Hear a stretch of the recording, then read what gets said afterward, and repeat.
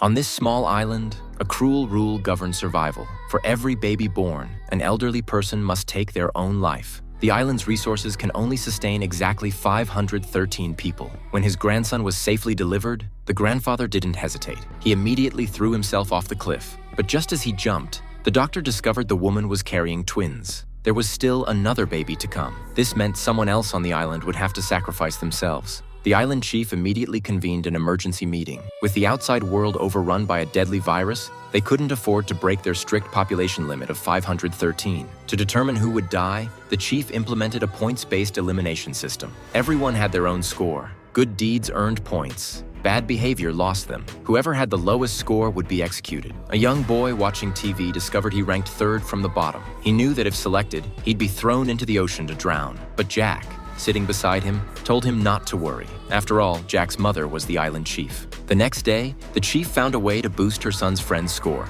She had him share his apple with others, earning him 10 points and moving him up one rank. Soon, it was time for the final vote. Since the person ranked last was a known thief, the islanders unanimously agreed he should die. Just as the thief thought his fate was sealed, his wife suddenly stood up. She revealed that Jack, the chief's son, had been using his mother's position to sexually assault her, threatening to cut her food rations if she refused. Jack laughed dismissively, and many in the crowd seemed skeptical. But then, one by one, more women rose to their feet, each accusing Jack of committing terrible acts against them. Jack panicked, rushing to his mother's side, begging her to defend him. But facing the assembled villagers and the weight of so many accusations, she had no choice. She cast her vote against her own son. The decision was unanimous. Jack would be the one to die.